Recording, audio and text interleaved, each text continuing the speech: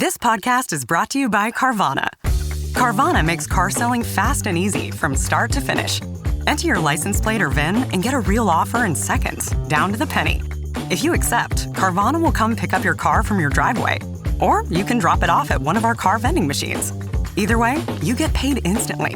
It's fast, transparent, and 100% online. Car selling that saves your time. That's Carvana. Carvana. Pickup fees may apply.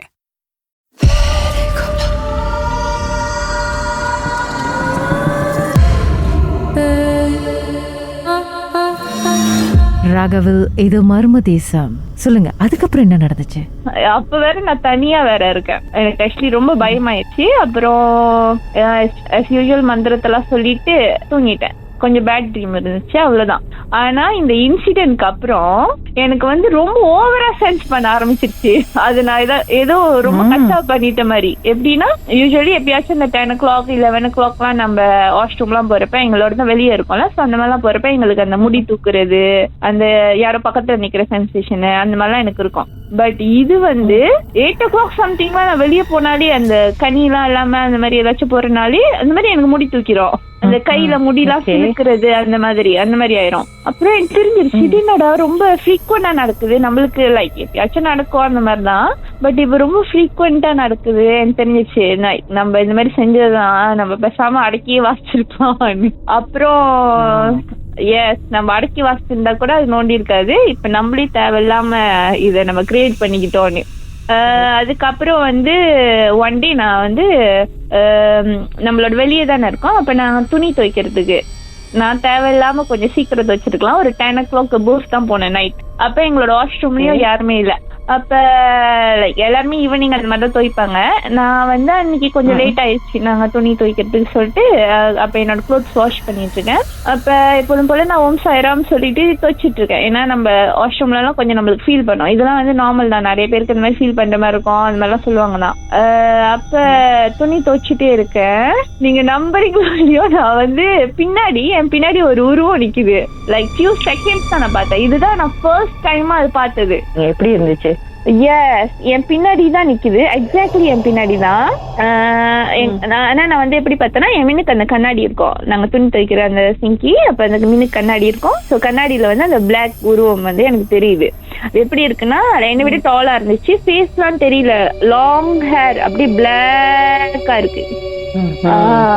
S, நான் பார்த்துட்டேன், தெரிஞ்சிருச்சு. அப்புறம் ஆனா நான் இந்த வாட்டி ஓடல, ஒன்னும் இல்லை. ஏன்னா எனக்கு தான் பழகிடுச்சு இந்த மாதிரி சென்சேஷன் இதெல்லாம். என்ன பண்ணேன்னா, கொஞ்சம் பயம் தான் இருந்தாலும் ஓம் சாய்ராம் சொல்லிட்டு துணியை இன்னும் கொஞ்சம் தான் இருந்துச்சு, ஒரு லைக் ஃபியூ க்ளோத்ஸ். அப்ப நான் அதை துவைச்சு முடிச்சுட்டு லைக் ஒரு 2-3 minutes தான் முடிச்சுட்டு வெளியாயிட்டு அதே மாதிரி மந்திரத்தை சொல்லியே வெளியாயிட்டு என் ரூம் மின்னுக்கு போய் நின்றுட்டேன். என் ரூம் மின்னுக்கு போய் நின்றுட்டீங்கன்னா கொஞ்சம் நிறைய ஸ்டூடெண்ட்ஸ் எல்லாம் இருப்பாங்க. ஸோ அங்க போய் நின்றுட்டு அதுக்கப்புறம் நான் வந்து என்ன சொன்னேன்னா, எதுக்கு தேவையில்லாம என் மின்னுக்கு வந்து இந்த மாதிரி பயம் காட்டுற அப்படின்னு அந்த மாதிரி ஏசிட்டேன். இன்னும் நீங்க கேட்க வேண்டியது இருக்கு, ஏன்னா நான் பேய்க்கு அட்வைஸ் பண்ணாது. ஆனா வந்து எப்படின்னா, அப்புறம் அந்த மேல சொல்லிட்டு நான் போயிட்டேன். அப்புறம் எனக்கு தெரிஞ்சிருச்சு நம்ம இந்த மாதிரி ப்ரொடெக்ஷன் எல்லாம் எடுத்துட்டு வந்தது, அப்புறம் நம்ம ஓவரா பில்டப் பண்ணனாலதான் அது காண்டாயிருச்சு சொல்லிட்டு. அப்புறம் நான் மனசுக்குள்ளேயே சாரி சொல்லிக்கிட்டேன். சாரி, நான் ஏதாச்சும் டிஸ்டர்ப் பண்ணியிருந்தா என்ன மன்னிச்சிரு, நான் மேமா இங்க படிக்கதான் வந்தேன், எனக்கு இந்த மாதிரி விஷயத்தெல்லாம் நீ சென்சேஷன்லாம் எனக்கு வேணாம், ஜஸ்ட் என்ன கச்சா பண்ணாத அந்த மாதிரி சொல்லிட்டு.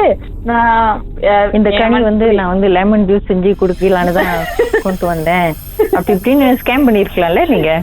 எஸ், அந்த நேரம் இப்படிதானே எனக்கு தோணுது. அப்ப நான் இப்படியே சொல்லிட்டேன். பட் அதுக்கப்புறம் மேமாங்க வந்து எனக்கு அந்த இதெல்லாம் கொஞ்சம் குறைஞ்சிருச்சு, அந்த ஓவரா கச்சா இருந்ததெல்லாம் குறைஞ்சிருச்சு. அதுக்கப்புறம் என்ன நடந்துச்சுன்னா, இந்த பாபாவோட புக் ஒண்ணு இருக்கும், சாய் சரித்திரம் அந்த மாதிரிலாம். நம்ம அதுல படிக்கிறப்ப ஒண்ணு போட்டிருக்கோம், மனிதர்கள்னா தானம் செய்யணும், பேய்னா வந்து தயை செய்யணும் அப்படின்னா என்னன்னா, பேய்லாம் வந்து கருணையா இருக்கணும், யாரை கச்சா பண்ணக்கூடாது, அப்பதான் வந்து நம்ம இறைவன் அடைவோம் அந்த மாதிரின்னு. அப்ப என்ன நினைச்சேன்னா, இந்த பேய்க்கே அட்வைஸ் பண்ண சொல்லிட்டு ஒரு நாள் வெளியாயிட்டு, நாங்க வந்து எங்களோட தண்ணி பிடிக்கிறது வந்து கொஞ்சம் வெளியே இருக்கும், நம்ம கொஞ்சம் நடக்கணும் எங்களோட வாட்டர் ரீஃபில் பண்றதுக்கு. சோ அப்ப நடக்கிறப்ப நான் என்ன பண்ணேன்னா, அதுக்கிட்டயே நான் பேசுறேன், இங்க இருக்கிற கேம்பஸ்ல இருக்கிற பேயெல்லாம் கேட்டுக்கோங்க, இந்த மாதிரி பாபா புக்ல போட்டிருக்கு, நீங்க தான் வந்து இதுக்கப்புறம் எங்களை கச்சா பண்றத நிறுத்திட்டு நீங்க யாரையும் டிஸ்டர்ப் பண்ணாம இந்த மாதிரி இருந்தாதான் நீங்க கடவுளை அடைய முடியும். சோ அதையே ஃபாலோ பண்ணுங்க அந்த மாதிரி நான் அட்வைஸ் பண்ற அளவுக்கு வந்துட்டேன். ஐயோ எஸ். இதே உங்களை வச்சு இதை ரெக்கார்ட் பண்ணி எல்லாம் சோசியல் மீடியாலும் போட்டு பாக்குற எல்லாம் பேயும் திரும்பிடும். ஆனா என்னன்னா என் கேம்பஸ் போய் என்ன அதோட கொஞ்சம் டிஸ்டர்ப் பண்றது குறைஞ்சிருச்சு. ஓகே தான் பேச்சு கேட்டிருக்கப்பனா. எஸ். அப்ப நீ எவ்வளவு பெரிய ஆளா இருந்திருப்பீங்க. உங்களை வச்சு நிறைய சிரமக்கெல்லாம் உங்களுக்கு கூட்டு போலாம். சுடுகாடா. ஐயோ வேணாம் வேணாம், இது ஏதோ ஒரு சாதா பேயா இருக்கும். பேச்சு கேட்டிருக்கு பெரிய லெவல் பேயெல்லாம் அப்புறம் நம்மளுக்கே அட்வைஸ் பண்ணிருக்கோம். எனக்கு கஷ்டம் அப்படின்னு.